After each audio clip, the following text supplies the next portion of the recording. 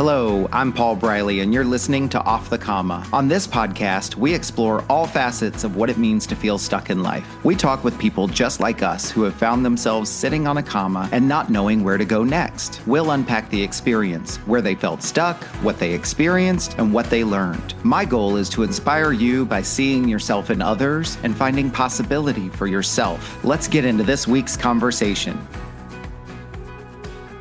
And we are back for another exciting episode of Off the Comma, another insightful episode. Very excited to be here to hear yet another person's experience with being on a comma and getting off the comma and kind of what that experience was like for them. And so this week is like many other weeks that I've referenced, where today we're going to be talking to Pamela Thibodeaux, and I'm going to let her introduce herself in a moment. But I have not met her before. This is going to be our opportunity to get to know each other, and I'll get to learn a little bit about her through the stories she's going to be sharing with us today. And I'm very excited to hear, what another one of our fellow human beings has to share with us in terms of getting off the comma. So, with that said, I'm going to stop kind of rambling. And Pamela, I'm going to hand it over to you. As you introduce yourself, tell us first, how would you like to be known? And then what else would you like us to know about you? Well, thanks for having me, Paul. I think the most important way for me to be known is a strong woman, a good mother and grandmother. I would say wife, but I'm not a wife anymore right now, and just a decent human being, someone that lives what they believe and works with integrity and helps everyone that they can. Hmm. Nice. Such important and warm kind of traits and values, it seems, especially, in this complex world that we live in. Right, So, right. what else would you like for people to know about you in terms of interests, hobbies, work, anything else? Interests and hobbies. I love horses. I love to be outside. I love to camp, RV camp and travel. I I'm a published author and I'm a life coach. Nice. And yeah, I just love people. Books and people are my passions. Those are my Okay. two passions. And then travel, I'll travel along with that. I have a travel blog. It's called Mm, Bathroom Blues. And I just love to just explore life and live okay. it. That was kind of hard coming by, it was I love the name of your podcast here, Off the Comma. There's been so many commas in my life that yeah, it's taken a while to get where I'm at.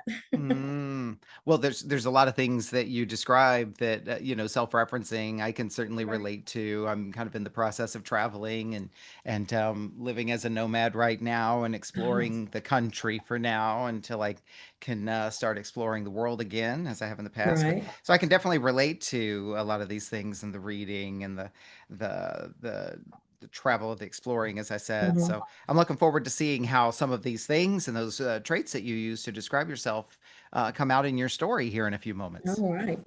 Me too.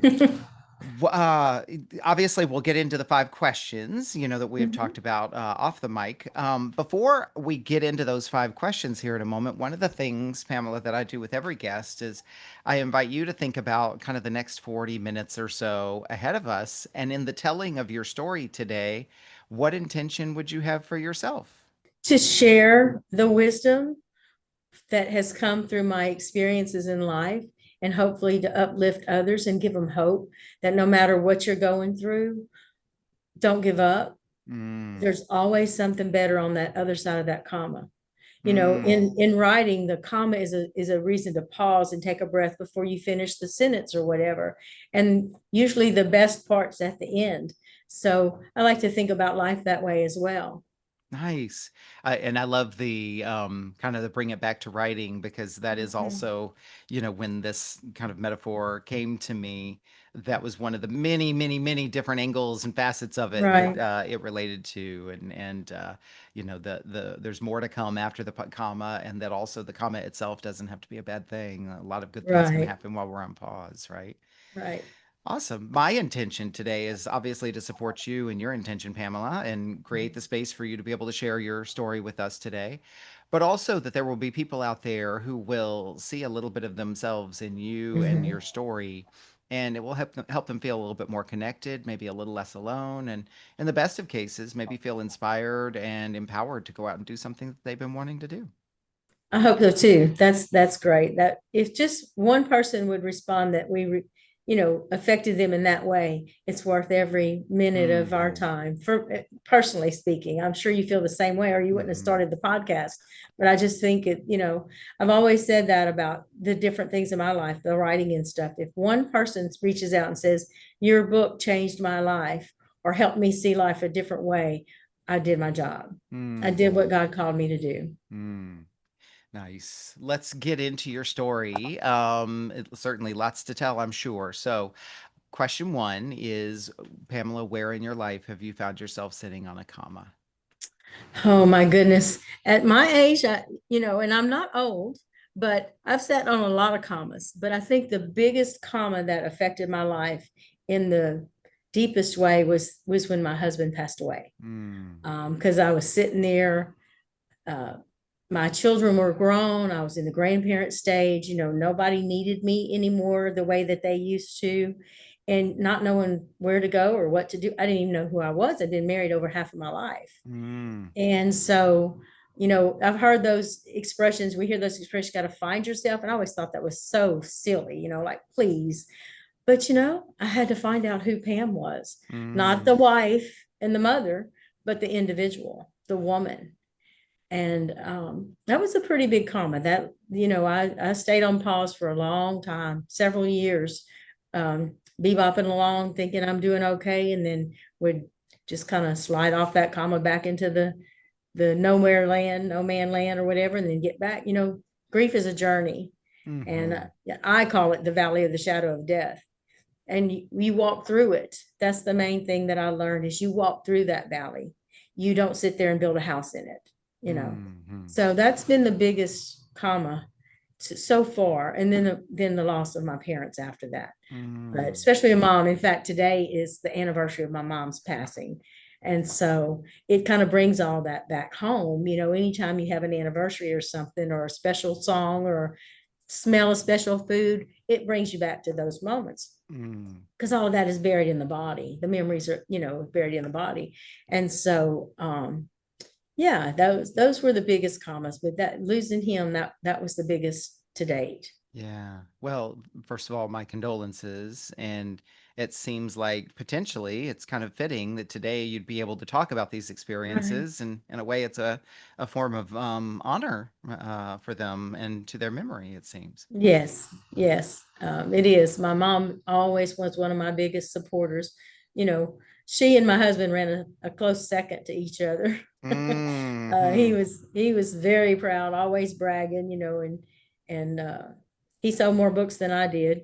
Mm, But mom was always there. We would do book signings together and travel together. And my son lives out of town, so we would go over there all the time. And we did a lot of things together. We were very, very close. mhm. And so it is honoring her to be able to talk about it today and not be a blubbering idiot in doing Well, so. this is a safe space, so whatever feelings come up for you, Right. you are free to express them however you choose to. I want to come back to, because really, the podcast is about you and your experience with being in that place. And so you've kind of given us the overview of what was the difficult comma with the loss of your husband, and then the having to figure out who you were. Tell us a little bit more about what that process or that experience was like for you during that time. I know you've mentioned, certainly this was a very difficult period of grief for you, Right. but what was happening there as you started to kind of discover yourself or go through the process of realizing that you had to discover who you were? What was happening Well, there? a lot was going on. As a writer, it kind of put everything on a standstill. And Hmm. then I've always loved horses. They've been a part of my life from a very young child up until, marriage and babies and all that. But I found myself living and working at a guest ranch in Mm, Texas. And that was some of the most healing time in my life because these people didn't know me. These people didn't know him, you know, trying to deal with that level of grief at home. Everybody's different. So I'm not saying anything's my way's the right way. But for me, every corner, every time I saw someone, that was just like a knife in the heart. And then Mm. my kids and my family, they were all steeped in their own grief. So I didn't feel like I could share mine. So going away for me was one of the best things. I rediscovered my love of dancing, my love of horseback riding, my love of people, my love of writing. Um, I discovered that people people connect and they support you, whether you realize they're supporting you or not. And I hope to be that for other people, as Mm. well. It was just one of the best times of my life. I discovered my own strength.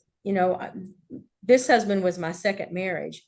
When my first marriage ended, I had no self-esteem. My self-esteem and self-worth was down in the gutter. Mm. And so I always felt beautiful in his sight, in my husband's sight. When I left my first husband, I developed a motto, and it was like, what you see is what you get. You like it, good. You don't, hit the road, it's your loss. But Mm. that was self-preservation. That was nothing to do with self-love. And then I was in this other relationship for 20 years, and I always felt beautiful in his sight and worthy and all this kind of stuff. Being thrust out into a world where I never wanted to be, because I never wanted to be a single woman. I Mm. always wanted to be married, have babies. That was from the time I was a little bitty tyke. That's all I could think about. And so now I am, midlife, or what some people would call midlife. I'm alone. My kids are grown, you know, all this kind of stuff. And so it's like I had to find out not only who I was, but was I worthy of self-love? And so that Mm. was the biggest journey there, was to discover, what, I am worthy and I love myself. And I'm not talking about conceit or pride. I'm talking about just a healthy self-love. And I think everybody needs to develop that, whether they're in a relationship or not, whether they are, regardless of their career, regardless of their accomplishments. When you love yourself, truly love and appreciate who you are, then other people will love and appreciate you. And you can share that with other people to help lift them up Mm. in their times of sadness or sorrow or disappointment. Mm. So that was the biggest challenge there, was learning to love myself and respect myself and honor myself, because what the single dating world was presenting to me was totally out of my league, Mm. morally and in other ways. And I'm like, you know what? I'm not doing that. I'm not going there. You know, Mm. I Mm. don't believe in, I believe in committed, exclusive, long term. And so it was really a challenge to get up, to be able to stand on my own 2 feet and stand my ground and say, no, this doesn't work for me. This is not in alignment for me. And to walk Mm. away and not just be a victim to the grief and the loneliness, you Mhm. know. I just want to acknowledge something because it seems like, as you were going through this period, you've described a number of things. It seems like your way of kind of processing and walking through was to kind of put yourself out there, experiment, try things Mm-hmm. from the horse ranch to other things, it sounds like, to eventually dating or Mm-hmm. experimenting with dating. And it seems like your process in kind of working through your grief was to go explore. Right. And to find out who I was, because when you've been married and you have children and you're in the midst of raising them and you're working and all that situations entail, we tend to lose the truth of who we are, Hmm. the dreams we had. And I've always loved horses, so that was a dream of mine, to be around horses. And I remember so vividly just thinking that after his death, after a certain period of time, it's like, if I could just be around horses, if I could just be around horses. And I mean, I live in Louisiana. There's, a lot of horse ranches and stuff. And I thought, man, but I don't want to be a groom. I don't want to have to go muck stalls and stuff in freezing weather. So when Hmm. this opportunity, actually, I went for an author's retreat at this guest ranch, and I didn't want to leave. I didn't want to leave. And so when I got home, I called them and asked, do they ever hire for the summer? So I filled out the application, everything, then say, how soon can you be here? And I went back at the end of that month and Mm. stayed off and on for 4 years until my mom got ill and I Hmm. moved back home to take care of her. What else happened for you at that ranch? It sounds like there was a sort of calling there. It sounds like it really filled a spot for you. I mean, Right. above and beyond everything else that you were describing, it sounds like a lot of what you were looking for, you were able to Mhm. discover either there or while you were there. Right. Well, there was just I don't know, a lot of people may not understand this, but there was just a healing energy on that ranch. You could feel it when you Hmm. drove through the gate. But above and beyond that, it was set in it is in Bandera, Texas. And I used to visit Bandera when I was a little child with my grandparents. And I've always loved Bandera. It just really touched my heart. And I say that sometimes Bandera touched my heart as a child and saved my life as an adult. But Mm. that and I have a series, a book series set in Bandera, Texas. So all the thing of everything about Bandera was when I turned on that highway the first time heading out to Bandera, and I saw the sign 32 miles, I felt like the whole world had lifted off my shoulders. I Mm. felt like I was going home. I was coming home. And that's what Bandera is to me. It's the home of my soul. It might not Mm. be where my body is, but it's the home of my soul. And I learned a lot. Just the manager or the owner of the ranch is an Indian energy medicine practitioner. So I got more into life coaching and visiting with her and learning all these things that I wanted to do, how I wanted to help people.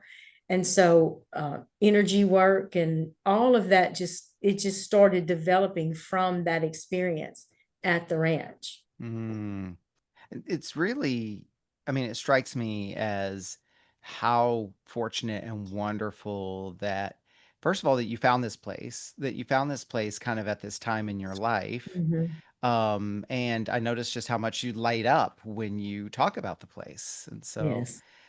it's really cool. And complete side note, this is so strange how things work, right? I literally, probably about 10 days ago, drove through Bandera 10, 15 days ago. Oh, Now, I wow. lived in San Antonio for 8 years and never once had driven out to Bandera. By the way, for people who are listening, Bandera is like maybe what, 35, 45 minutes outside of It's San Antonio, right. It's Texas. about 50 miles Yep. northwest. And I was on my way into town and just out of curiosity, because I'm an explorer too, decided instead of taking the interstate down, let me route through Kerrville and Bandera. Hmm. And I did, and just to say that I had done it and see it and everything. And I certainly can appreciate some of what you're talking about, Hmm. just in the area and the terrain around there and the escarpments and the hills and so forth. But Right. let me jump in with the second question here. You certainly can continue to tell the story. This doesn't have to be the end of the storytelling. But the second question is, as you look back at this comma that you were sitting on, what did this create for you? I feel like you've already started kind of describing that, but what else would you add to that, or what more to the story would you share in response to that Right. question? Offered opportunities that I never would have thought were available to me. As a wife and a mother, you just do what you got to do. You have a job, you support the kids, you help support the husband, whatever. And for the last almost 4 years of my husband's life, I was the only income earner. Mm, He mhm, was out with medical disability. And so it really just offered opportunities for growth, just personal growth, spiritual growth. And like I said, it led me to the path of life coaching because I was already writing, I was already an established mhm, author, but it led me to these other avenues that I had never really considered were even a possibility. They just never crossed my mind. mm, And so, you know, I would not say it was the best thing that happened to me, but when you look at things from a different perspective, you can see how doors opened that may not have opened otherwise. mm. If I could jump in on that for a moment, this Yes. comes up a lot. I'm a coach as you are, and so we speak a common language, and this comes up a lot on the podcast and in lots of other conversations that I have, where people sometimes will say, "Oh, well, everything has a meaning, everything happens for a Mhm. reason, and that was the meaning of that thing. That's why that thing happened."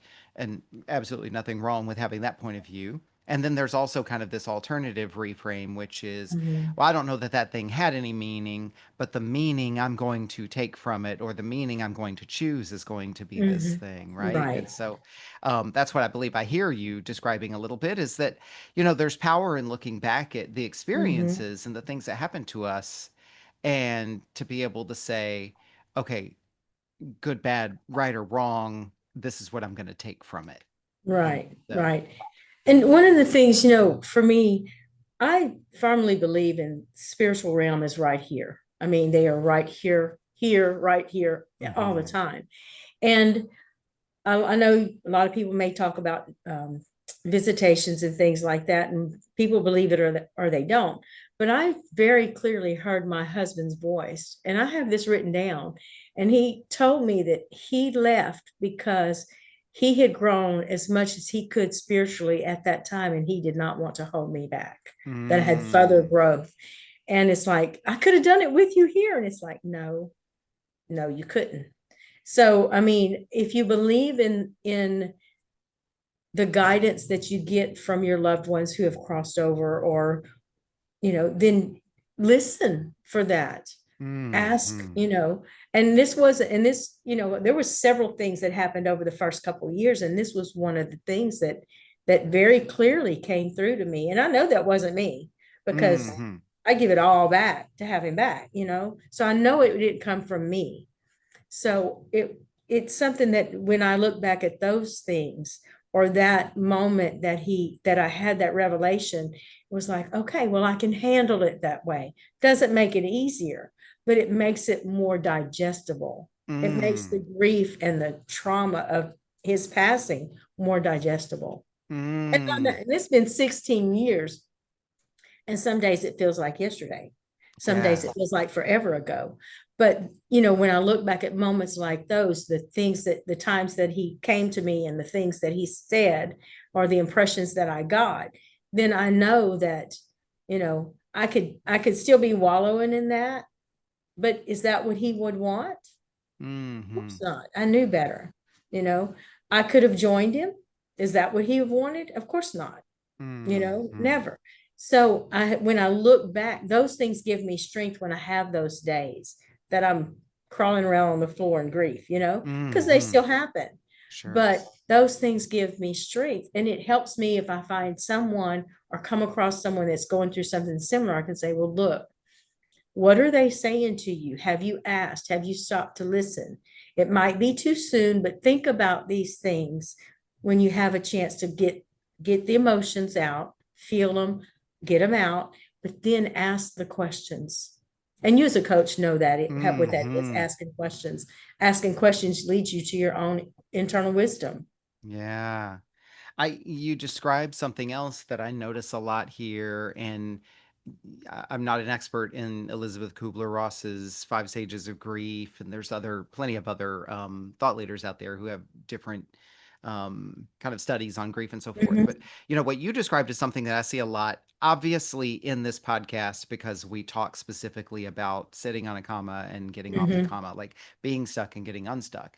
mhm, And there's this kind of point where after we struggle, and or like while we're struggling and in denial and really in the throes of grief, where myself, you've just described it, many other people describe it, where you eventually kind of come upon something, or something comes to us through any number of ways, where we kind of latch on to, okay, this is the thing I'm going to be able to hold on to right. for now or forever, but like that's the thing. And it's not a perfect thing, and it's not an excellent thing, it's not a magical thing, but in a way it is magical, because I have now found something that is going to give me a little bit of a redirect, a little bit of Mhm, hope. And sometimes it is like, oh, that's my new direction. Sometimes it's a whole new sense of purpose, or sometimes it's the thing that kind of gets us through and out of the mhm. dark, and then we're ready for the next steps and the next steps. So Right. that's what I believe I heard you describing. Yes, and that says it so much better than what I did. Mm, But it's just, and I asked my question a lot is, especially early on, those first 5 or 6 years, is, am I living a life that honors Mm. his belief in me, how much he believed in me, how much he supported me? And so that question too comes up from time to time. And it's a question that you can ask yourself, or anybody can ask themselves. It doesn't have to be a deceased person. It could be a mother, a father, a child. Are you living a life that not only honors yourself, but those that came before you, those that supported you along the way, or even the ones that challenge you Hmm. along the way? Is are you honoring and living in integrity with that, with what you've learned through all of your experiences? There's going to be points in our life that are major experiences that really turn us around. They'll either get us on a health track, or they'll get us on a personal development track, self-improvement track, manifestation track, whatever you want to call it, spiritual growth. Hmm. There are things all throughout our life that are going to get us on that track. But if you stay on the path, and sometimes you'll take a detour and you'll find new things about yourself that you can always, when you get back on that track, on that path or on that track, you can always bring that with you. The one thing that Mm. can never be taken from you is your experience, your knowledge, and your wisdom. Mm. Mm. And that's the things that, for me, I want to share with the world, which is why I write, which is why I coach, which is why I have the two YouTube channels that I just recently set up. One's on writing, and one's for writing, and one's for coaching. And Hmm. so, because I want to share this, and I do it every chance I get. If Yeah. it's a one-on-one client, or if it's a group coaching, or whatever. Hmm. As you also were talking about kind of honoring and living in integrity, honoring self, honoring kind of the memory of others, you were talking about these different things that can show up that can really kind of move you on to the next thing. And it seems like sometimes people will describe being confused, like, how do I know the Mhm. difference between this path and that path? And it's like, yeah, because sometimes you can receive a message and it feels really good, but it's like, which way do I go? And it's, Right. first of all, there's always kind of an element of just knowing. You just kind of know, if you really slow Mhm. down and get quiet and listen, you'll just get the nudge. And other times it's kind of like, well, what's the difference between the easy path and the one that feels right? Right. Mhm. The one that feels right isn't necessarily always the easiest path. Correct. Pamela, let me jump into the third question here. So, I mean, this has been quite an experience that you've described over a significant period of your life after a significant milestone. Question three is, what have you learned about yourself as a result of sitting on this comma? Or what are you learning? Oh, I think learning about yourself is a lifelong process, but I think I've learned that I'm stronger than I thought. I've Mm, learned that I don't have to be married and in a 24/7, 365 relationship to be whole. I've learned that you have to be a whole person before you can be a half a couple. You know, mm, I've learned that I am worthy and deserving of the best that life has and God has to offer me, and that I am smart enough and strong enough to go after it. When mm, you were talking about knowing the path to take, I started talking about and thinking about being a life coach back in probably about 2016, 2017, 2016, something like that. But I was working in insurance at the time, and I did Medicare. And that is mm, very, very time consuming for basically all year. I mean, you have your Medicare enrollment period, and that's really hard, really strenuous. And then the first 3 months after that, so I started taking the courses and started going through that, thinking it would help me as a not only a Medicare sales, but life insurance sales. mm, But I was like, too much. It was just too much. And so after I retired in 2021 is when I really started focusing on the life coaching path. mm, And one of the things that I really learned, and you can edit this out if you need to, is that something inside me snapped whenever he died. And what I learned was, life's too short for pettiness, bullshit, and drama. It's just mm, too short. mm, It's just too short. So find your purpose. And if you don't think you have a purpose, just keep doing what you're doing, but do it with a lot of love, and your purpose will come through. Hmm. Explore, do things different, go to work differently, do something different. So, get up on the other side of the bed. I don't know, but just do something different, Yeah, you know, I and love that'll, every bit of that. If I can jump in for a moment, sorry to interrupt, sure. but I love every No. bit of that. First of all, we speak all kinds of languages on this podcast, so no need to edit out bullshit. Let me tell you, we've said far stronger words on here, but I love how honest it was, right? Like this Mhm. is the thing. It's your story, so we're not going to edit anything out, and that is that and all these other things that I want to comment on are all reflective of what's important and what matters to you. And so I love how you put the emphasis on this concept of purpose because this has obviously been popular in the mainstream Mhm. for a long Mhm. time. People write books about it. There's videos, social media is filled with it. Find your purpose, find your purpose. You and I have both been through that because of our Mhm. pursuit of and completion of coach training. That's something that comes Right. up a lot, facilitating yourself through it and others. And I just really appreciate how you call attention to the fact that purpose isn't something that you magically find and it makes the world suddenly turn faster, right? Not Mhm. everybody finds purpose. Not everybody really even has to find purpose. It's if it's important to you and it's important to seek it, go for it.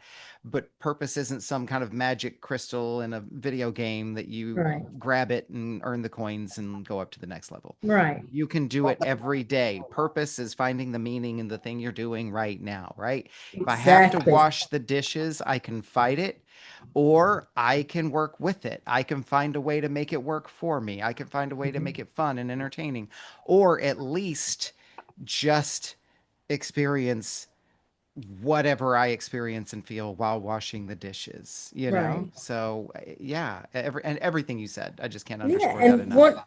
one of the things that I would add to that is, like you said, purpose isn't necessarily, being a wife is a purpose, being a mother is a purpose, being an employee is a purpose, owning your own business is a purpose.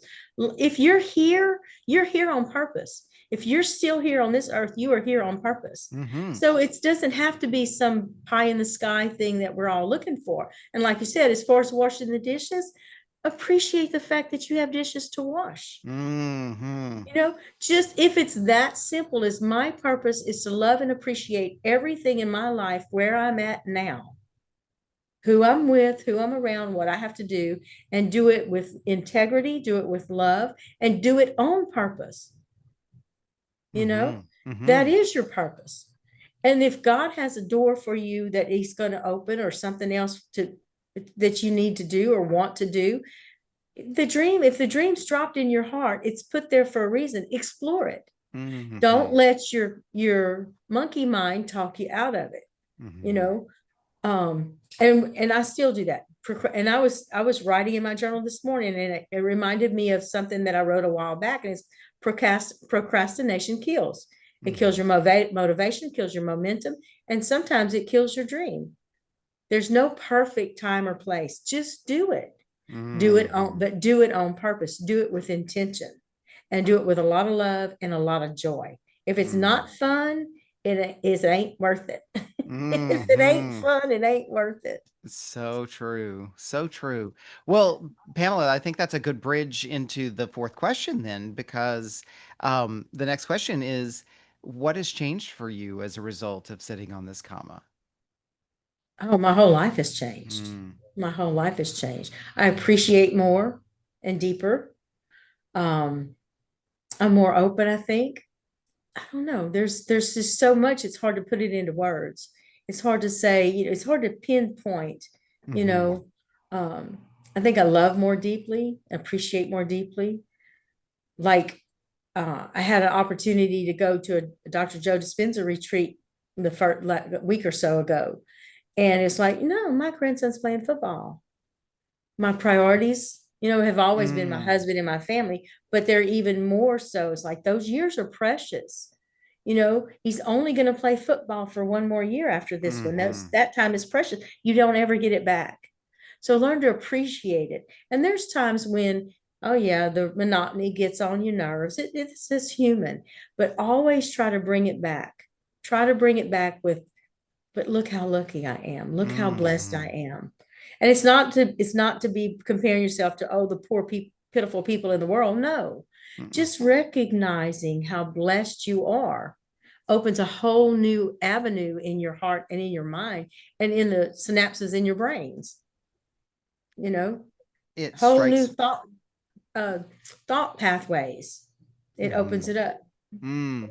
It strikes me too, even as you give, uh, uh, and it goes back to the purpose conversation, as you give the example of the Joe Dispenza retreat, how many of us go to these things because we're seeking purpose and meaning in our lives and trying Mhm. to find ways to make life more fulfilling. And it's like in just that two or three sentences that you described, you Mhm. kind of brought it full circle, which is, and going to my grandson's football game really is all the meaning that I'm looking for right now that I would have been Mhm. seeking. I mean, I'm making some assumptions here, so you correct me where I'm Right. wrong, but it strikes me that how often do we go off kind of in pursuit of the prize when the prize is really kind of already in front of us? It's how we're looking at it, right? Or how it's we're already approaching it. in it's already inside of us. So a Mhm. lot of people go to these things, we do these things, we go to these retreats, or we go take this course, or we do this, whatever, because we're looking for something to help us feel more fulfilled. When Mhm. you realize that everything you want outside of you starts inside of you. So when you start loving and appreciate what you already have, what's already inside of you, the love of your family, the love for your family. Some people don't have that. Okay. The love of your friends, love Mhm. for your friends, love for strangers. You like a good charity, love it. Go volunteer, go do what you want. It's expressing outward everything that's already within you. So everything you need that you're seeking for is already within you. You just got to Mm. let work with God to develop it, Mhm.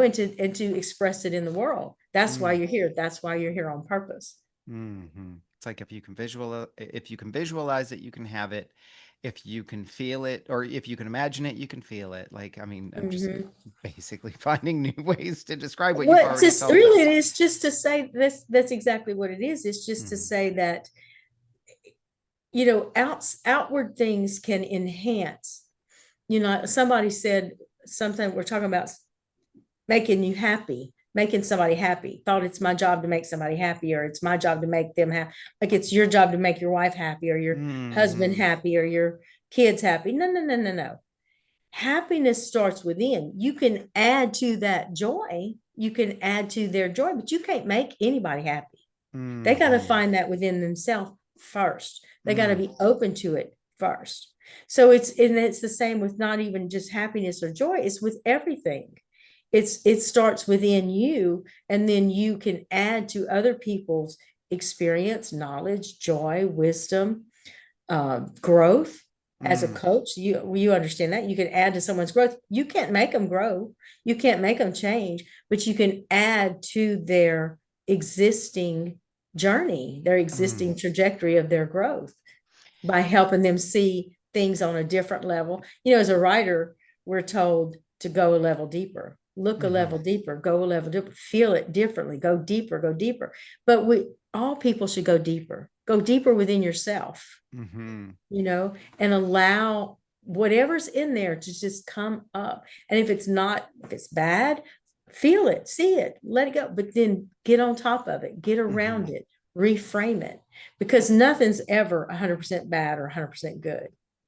And study it too, right? Because Mm-hmm. as we know, and your story is an example of it, as are all the other stories that have been featured on this podcast, is the the struggle itself is part of the purpose and part of the Mm-hmm. meaning. And so, everything you described, reframing, get over it, get in front of it, and so forth. And also pay attention to it, look at it, Mm-hmm. observe it, notice it, study it. Because how many times have I seen people basically share that the the actual struggle that they went through, the thing that was next for them in their life was actually a product of that struggle, or was within the Mm-hmm. struggle itself, right? Or the learning from the Mm-hmm. struggle. So Right, yeah. right. Pamela, what does getting off the comma look like for you? That's the last of our 5 questions. Well, I think I'm pretty much off the comma now. I'm sure there'll come another one at some point.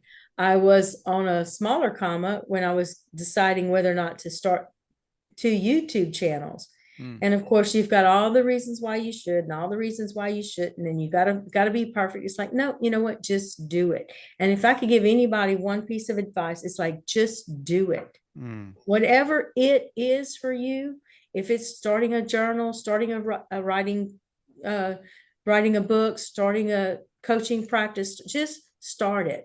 Because if it's what you're meant to do, the doors are going to open. If not, that's one of my prayers. It's like, God, if this is meant for me, open the door. If not, slam it shut. Just mm, slam it mm, shut, and I'll know. If nothing's working, okay, back up and regroup. But do something. Make a decision. There is power in making a decision. mm, And mm, just do something. Just, again, to find your purpose. If your day is day in and day out, get up, get the kids ready, go to work, go to school, cook dinner, blah, blah, blah, ball games, sport, blah, blah, blah. Make it fun. Do one thing different. Take a mm, mm, different route, you know, get up, and put smiley. I see this commercial, Starbucks commercial, where the woman's writing smiley faces and notes on the cup. Do that to the lunch bags or boxes. I used to do that with my husband when I made his lunch. I'd throw a note in there or leave a mhm, note on the coffee pot. Those little things, we don't realize how big impact those little things have. So do the mhm. little things. Do the little things. Yeah, and it also doesn't have to be some big kind of production, right? Like what you see on Right. social media or television or what have you. If you had a gut instinct that said, "Oh, I should write a note and put it in there," or what if I drew a smiley face on there or whatever, that's the prompt, right? Like if Mm-hmm. you thought it, if you felt it, do it. And you never know. It could be the Right. exact thing you need to do. And if not, well, then you learn from it and you do something Who different got next time. hurt? Hmm. Who got hurt from it? Right, Who right. who gets hurt from sharing love and joy? So true. Who really gets hurt from it? And yeah, that is the prompt. And you never know where that's going to lead later on down the Hmm. line. I've had people tell me that I need to write a book on relationships because of the relationship with my husband. But it's like this, every relationship is a sacred bond. Hmm. And you don't know how that little thing can make a person's day, can just change their life. You read all these stories on the internet and all that, but how much of that is really true? It's the little things that add up to be the big things, Hmm. that add Yeah. up to be a big deal in somebody's life, even if it's just your own. If it's fun for you and you get a kick out of it and it's no harm to anybody else, do it. Hmm. Dance through the dance with the broom and the mop while you're cleaning, put on some music and dance while you're doing the dishes, or whatever. Hmm. Move the Hmm. furniture around. Yeah. Make it fun. Life is meant to be enjoyed. We're not here to have a drudgery day in and day out. We all get stuck in a rut. Don't get me wrong. Not Hmm. judging that. Been there, done that, which is the comma, right? When you're Right. stuck in a rut, you're in a comma. You're on a comma. So just, you know, make a slide out of that comma and get off of it and do something. Hmm. Get off your butt and Yeah. do something. Pamela, I mean, first of all, thank you for sharing your story with us today. There's so many good things that have come out of the conversation, and we've learned so much about you. For people who are interested in maybe connecting with you or learning more about you, you talked about some of the works that you've created. I'll put all the links in the show notes. Where could people find you and connect with you? My website is PamelaThibodeaux.com. It's the quickest and easiest way. It tells a lot about me, my writing. Um, I have a couple blogs on there. I also have a travel blog I mentioned, Bathroom Blues. It's bathroom with the hyphen, Bathroom Blues. And it just, everybody's like, why that? It's like, because I cannot stand a dirty bathroom. So it's like, so I was going to do pictures, and my son's like, Mama, you better be careful. So I said, okay, well, the bathroom either has me singing a happy tune, humming a happy tune, or singing the blues. So you figure out which that means, because everybody's Nice. different with that too. But this is things that I've thought about doing that for years. I started really traveling, oh, I don't know, probably about 2017 or so. And it's like, I want to start a travel blog. I want to start. It took till 2023 to do it, but I did. Mm-hmm. I Mm-hmm. just like, now, just do it. It Yeah. doesn't have to be perfect. It doesn't have to be what everybody else writes. It doesn't have to be a traditional travel blog. Just share it. Just share Mm-hmm. your enjoyment of the Mm-hmm. places that you go and the things that you see. Yeah. And so I have a spiritual blog, it's on my website. And then I also have information about my coaching on my website. So you can pretty much find me and find out anything about my website Okay. through All my right. website. All right, good.